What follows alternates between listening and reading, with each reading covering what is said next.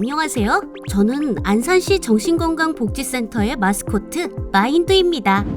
안산시 정신건강복지센터는 당신의 마음을 안아드립니다 라는 슬로건 아래 안산 시민의 정신건강 증진과 정신질환 예방, 정신장애인의 재활과 사회복귀를 지원하기 위해 통합적인 정신건강 서비스를 제공하는 기관입니다.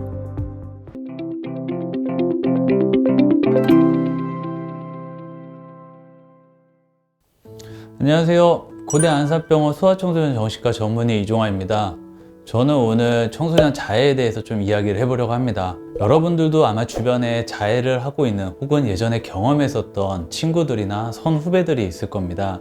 내 옆에서 우리가 어떻게 도와줘야 될지, 그리고 이게 자해인지 자살인지 잘 모르고 고민하셨던 분들도 많을 거고, 이 아이들을 봤을 때 아무것도 못하는 거에 대해서 힘들어했던 분들도 있을 겁니다. 그래서 오늘 제가 드리고 싶은 말씀은 우리나라에서 자해를 하고 있는 청소년의 현황, 그리고 자살에 대한 현황, 그리고 주변에 우리가 어떻게 도와줄 수 있는지에 대해서 간단하게 좀 이야기를 해보려고 합니다. 시작하기 전에 우리나라 자살 사망자 수는 굉장히 높은 걸로 여러분들도 다 알고 있을 겁니다. OECD에서 우리나라가 압도적으로 1위를 하고 있고, 참 불명예스러운 기록이지만은 이게 계속 변하지 않고 있습니다.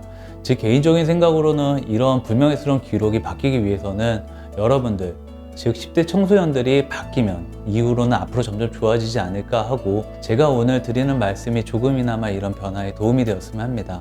우리나라 자살 사망자 수, 10대 자살 사망자 수의 현황은 계속 늘어나고 있습니다. 최근 몇 년간은 점차 늘어나고 있고, 이유로는 학업 스트레스나 대인관계 스트레스, 여러 가지 스트레스를 관련되고 있다라고 얘기를 하지만은 이런 것들에 대해서 우리가 많은 대처를 해야 된다라고 절실히 하고 있습니다. 예전에 들었던 말들 중에, 혹은 조금 이런 거에 관심 있는 사람들은 남자애들은 자살 위험도가 높지만 여자애들은 자해는 하지만 자살 위험성은 낮다, 이렇게 알고 계신 분들도 있을지도 모르지만은, 최근에는 남녀의 자살 사망자 수가 거의 비슷하게 나타나고 있고, 그렇기 때문에 조금 더 우리가 관심을 갖고 돌봐줘야 될 것 같습니다. 자해에 대한 정확한 통계적인 수치나 이런 것들은 국가마다 좀 차이가 있는데요. 최근에 나왔던 연구에서는 정신과 진료를 받고 있는 아이들의 약 40% 정도는 자해를 경험했다는 보고들도 있었고, 병원에 오지 않는 아이들까지 포함을 하더라도 약 10% 이상, 많이 나온 경우에서는 한 25% 이상에서도 자해를 경험한 적이 있다고 보고할 수도 있습니다. 거꾸로 얘기하자면 우리가 알게 모르게 우리 주변에는 자해를 하고 있는 아이들이 너무나도 많이 있고, 초기에 개입을 해줬을 때, 초기에 많은 친구들한테 도움을 줬을 때 이런 아이들한테 많은 도움을 줄 수 있지만, 모르고 있는 사이에 점점 악화됐을 때는 우리가 그들에게 도움을 주기가 참 어렵습니다. 또 하나는 알고 있어도 어떻게 도와줄지 모르는 이런 상황에서 조금 더 도움이 될 수 있는 방법들을 앞으로 얘기해보자 합니다.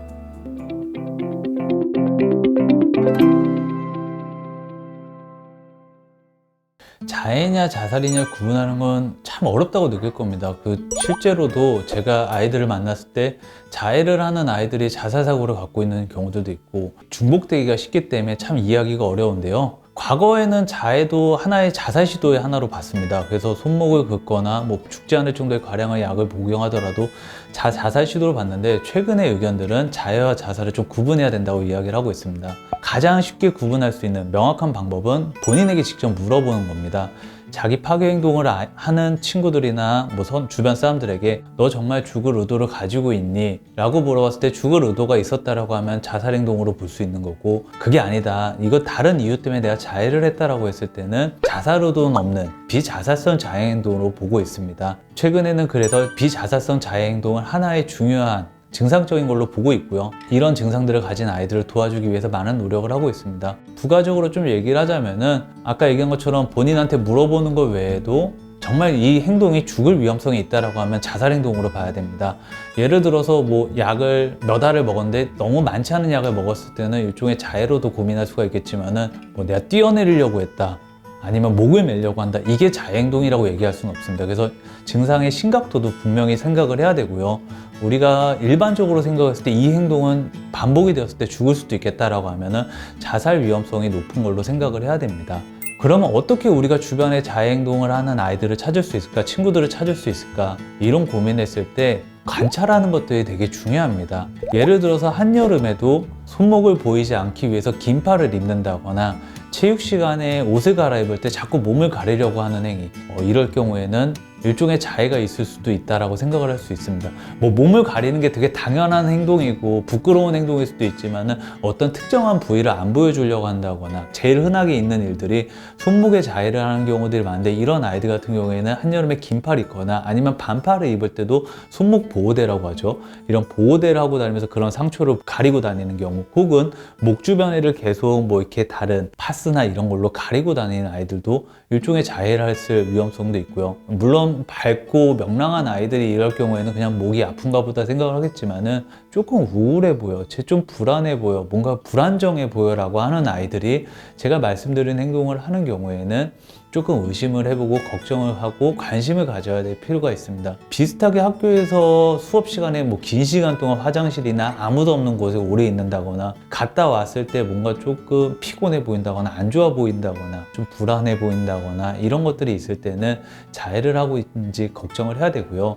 요즘엔 SNS를 많이 하잖아요. SNS에 뭐 죽고 싶어 아니면 뭐 자해에 대한 글들 아니면 자해와 관련된 그림이나 영상들 이런 것들을 많이 올리는 경우에는 이 친구가 혹시 자해를 하고 있지 않을까 걱정을 할 수 있는 거죠. 그러면 이 아이들이 왜 할까?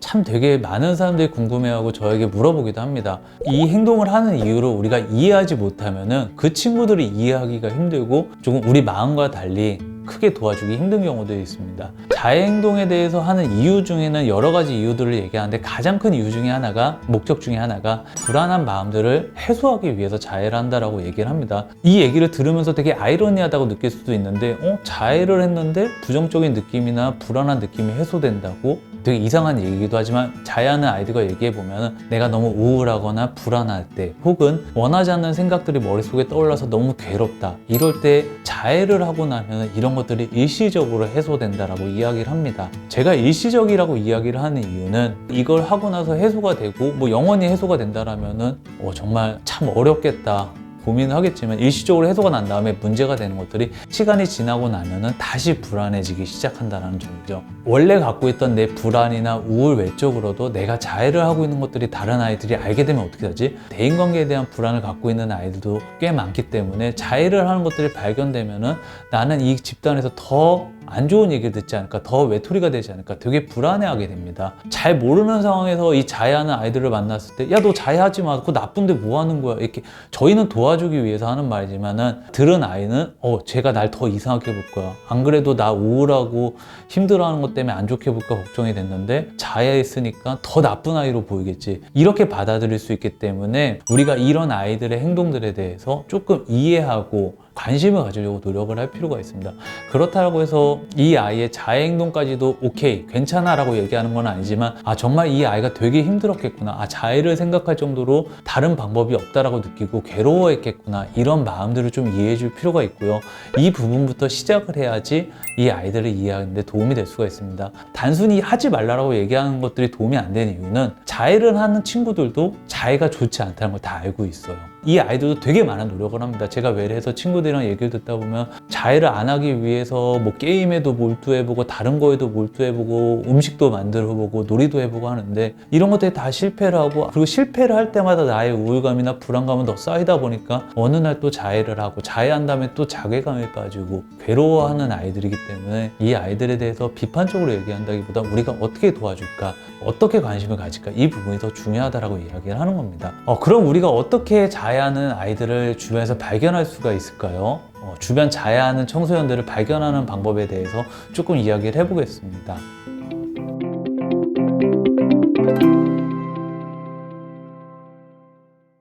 자해, 자살 위험성 있는 친구하고 이야기를 할 때는 여러 가지를 좀 조심할 필요는 있습니다.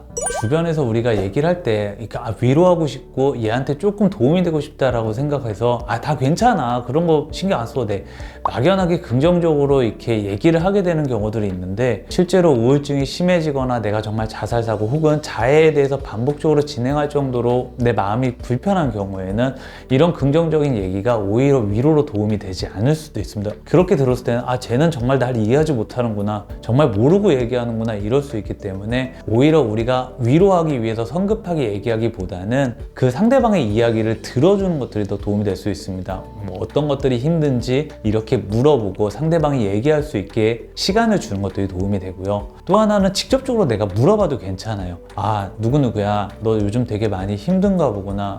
이거를 줄이기 위해서 내가 어떻게 도와줄 수 있는 방법이 있을까? 이런 얘기들도 많이 도움이 될 수 있고요. 근데 도움을 준다라고 했을 때도 어느 부분까지 내가 도와줄지에 대해서, 가능한지에 대해서도 얘기를 해야 됩니다. 어떻게 보면 여러분들도 다 청소년이기 때문에 뭐 새벽 1시에 내가 힘들 때 나와서 만나줘, 아니면 새벽 2, 3시마다 매번 전화가 온다, 이럴 때까지는 아마 여러분들도 다 도와주기는 힘들 수 있기 때문에 내가 이런 방법들은 도와줄 수가 있고 너가 이럴 때 힘들면 나한테 전화해도 괜찮아, 이런 것들을 서로 얘기해보는 것들도 도움이 될 수 있습니다. 또 하나는 혼자 내버려 두지 않도록 하는 게 좋습니다. 우울감이 심해질 때는 우리가 주변 사람들을 만나기도 싫어지고 혼자 있게 되는데, 혼자 있다 보면 더 우울한 생각, 불안한 생각이 악화가 되게 되고, 이 우울한 불안한 생각들이 악화되면서 자해를 반복할 위험성이 높습니다. 그래서 주말이나 방학 기간 동안에 자꾸 연락을 안 받고 만나자 그랬을 때도 거절하는 경우에는 누구누구야, 오늘 좀 같이 만나자, 보고 싶다, 이런 식으로 시간을 같이 보내는 것들이 도움이 되고요. 이 과정에서 친구들을 돕는 것도 있지만은 이전보다 더 힘들어하진 않는지 관찰하는 것들도 중요한 부분이고, 이전에 비해서 이 친구가 더 힘들어한다, 더 우울해한다, 혹은 자해 상처들이 예전보다 더 많아진다 라고 했을 때는 주변 어른들한테 도움을 요청하는 것도 굉장히 중요합니다. 어른들한테 얘기하는 거는 고자질이 아닙니다. 오히려 이 아이를 도와줄 수 있는 방법이죠. 뭐 직접적으로 친구의 부모님한테 얘기하는 게 어렵다라고 하면은 주변 어른들, 학교 담임 선생님이나 학교에 계신 상담 선생님들, 보건 선생님들, 이런 선생님들께 도움을 요청을 할 수가 있고, 그러면 그분들께서도 또 새로운 방법들, 좋은 방법들을 같이 찾아줄 수 있을 겁니다. 주변 친구한테 정신건강의학과 진료를 권유하는 건 참 되게 어려운 부분입니다. 정말 이 친구가 나랑 오랜 친구였고 오랜 시간 동안 나랑 속마음을 얘기했던 경우에서는 친구야, 너가 되게 힘든 것 같은데 이런 병원에서는 이런 것들을 도와주는 것도 있어, 한번 가보는 게 어때? 라고 얘기를 할 수가 있겠지만은, 애매한 경우에 정신건강의학과 치료를 권유하는 것들이 되게 어려울 수도 있을 것 같긴 합니다. 제가 그래서 아까 좀 전에 얘기한 것처럼 병이 아니더라도, 내가 병명을 정확히 이해하지 못하더라도 얘가 뭔가 마음이 불편해 보인다라고 했을 때 치료가 필요하다라고 생각하면은 어른들하고도 같이 얘기를 하는 것들이 조금 더 도움이 되는 경우들도 있습니다. 이게 저도 경우에 따라서는 친구들 사이에 정신과 치료를 권유했을 때 내가 받아들일 준비가 안 된 아이들은 정신과 치료를 받으란 말이 나 미친 사람 취급하는 거야, 이렇게 느껴지고 친구가 나를 이렇게 밀어낸다라고 잘못 느껴지는 경우들도 있기 때문에 치료를 권유하는 건 되게 조심스러운 부분이고요. 만약에 얘기를 한다라고 했을 때도 학교에 계신 선생님들하고도 좀 상의를 해보는 것들, 혹은 부모님이랑도 고민을 해보는 것들도 조금 도움이 될 수 있을 것 같습니다. 그리고 자해를 하고 있는 여러분들에게는 조금 드리고 싶은 말이 있는데요. 결국 아까 말씀드린 것처럼 자해라는 것들이 많은 경우에 내가 너무 괴로운 마음들이나 스트레스, 이기기 위한 수단으로 일시적으로 사용하고 있다고 얘기를 하지만은, 결국에는 자해하고 난 다음에 그로 인한 후폭풍들, 불안감, 우울감, 이런 것들이 더 악화될 수 있기 때문에 꼭 다른 방법을 찾도록 노력을 해야 된다고 이야기를 합니다. 그중 하나가 스트레스 관리 방법이라고 얘기를 하는데요. 저는 딴 것보다 제일 중요한 부분을 얘기한 게 루틴을 가지라고 이야기를 합니다. 예를 들어서 아침에 일어나고 평소 자던 시간에 자고, 내가 아무리 우울하고 불안하더라도 일반적인 루틴을 계속 하고 있을 때는 그 활동을 이어갈 수 있는 힘이 되기 시작을 하는데, 만약 그거를 그만두게 되었을 때, 뭐 예를 들어서 학교를 안 가고 있으면 안 가는 동안에 집에서 자꾸 혼자 있으면서 우울해하거나 불안한 생각이 악화될 수가 있고, 그런 것들로 인해서 자해가 반복될 수가 있기 때문에 일상생활을 유지하도록 권유를 드리고요. 저는 자해를 대체할 수 있는 방법을 만들도록 많이 고민합니다. 제가 제 외래에 오는 아이들하고도 많이 얘기를 하는데, 자해라는 것들을 이겨내기 위한 내 루틴을 좀 만들어 보자. 예를 들어서 자해하고 싶다는 생각이 들었을 때 뭐 차가운 물로 세수를 한다, 혹은 운동을 좋아하는 애들은 달리기를 한다. 억지로 참아본 적도 있을 텐데요. 억지로 참다 보면 너무 힘들어하고 괴롭다고 이야기를 합니다. 결국 내가 스트레스 받거나 괴로운 마음들을 다른 걸로 바꾸고 해소할 수 있는 활동을 만들지 않으면은 계속 이 행동들이 반복이 될 수 있기 때문에 새로운 방법들을 계속 만들어야 되고, 혼자서 만들기 힘들다라고 하면은 병원이나 센터, 치료기관들과의 얘기가 필요합니다. 치료 방법들은 여태까지 여러 가지 방법들을 이야기합니다. 특히 우울증이 있는 아이들 같은 경우에서는 우울증에 대한 적극적인 치료, 약물 치료나 뭐 입원 치료도 하나의 방법이 될 수가 있고, 치료 방법들이 증상을 줄이는 데 도움이 될 수 있고요. 우울감이나 불안감이 감소했을 때는 조금 더 자해 행동이 줄어들 수가 있습니다. 병원에 다니면서도 별로 증상이 좋아지지 않는다, 힘들다라고 이야기를 하시는 분들도 많고, 중간에 중단하는 경우들도 굉장히 많습니다. 근데 실제로 우울증을 치료하는 데 있어서 약이 한 종류만 있는 것들은 아니고, 치료가 잘 안 됐을 때 여러 가지 약을 변경하거나 다른 치료 방법을 우리가 고민할 수도 있기 때문에 중간에 중단하는 것들은 줄어들기를 바라는 마음이고요. 약물 부작용이 있을 때 그냥 병원에 안 올 게 아니라 꼭 선생님들이랑 얘기하세요. 담당하고 계신 선생님들은 늘 관심을 갖고 있으면 여러분이 부작용이 생기거나 증상이 안 좋아지거나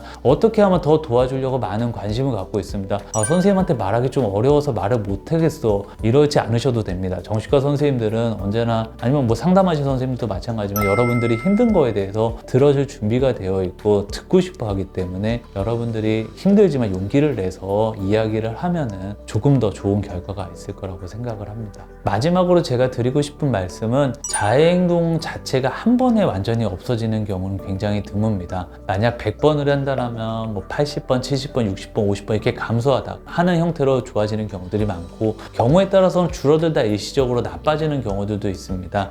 제가 이 얘기를 하는 이유는, 자해를 줄이기 위해서 노력했던 아이들이 나 예전보다 더 많아졌어, 포기해버릴 거야, 이제 그만할래 하고 점점 다시 나빠지는 것들, 이런 게 생길 수가 있기 때문에 일시적으로 나빠지더라도 우리는 단계적으로 빈도나 정도를 줄여나가는 걸 노력을 해야 된다라고 강조하고 싶은 거고요. 주변 친구들도 그렇게 느끼는 경우도 있습니다. 내가 저 친구를 위해서 되게 많이 노력을 했는데 내가 너를 위해서 이렇게까지 했는데 너 또 자해했어? 나 너랑 이제 못 있겠어. 그러니까 친구들도 지치게 되는데, 자해의 경과라는 것 자체가 결국 우리의 목표는 없어지게 하는 게 목적이지만 중간중간에 나빠지는 경우들도 있을 수 있고, 그럴 때일수록 오히려 더 관심을 갖고 도와줘야 된다라는 이야기를 강조하고 싶어서 마무리로 이 얘기를 꺼냈습니다. 이상으로 마치겠습니다. 경청해 주셔서 감사합니다.